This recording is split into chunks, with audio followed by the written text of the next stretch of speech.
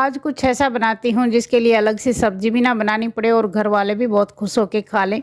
तो एक बर्तन में 1.5 कप गेहूं का आटा डालेंगे और आधा कप बेसन मिला के पानी डाल के घोल बना लेंगे। इसमें आधा नींबू का रस डाल लेंगे और कुछ सब्जियां डालेंगे, एक प्याज, एक गाजर, एक आलू और एक शिमला मिर्च मिला लेंगे।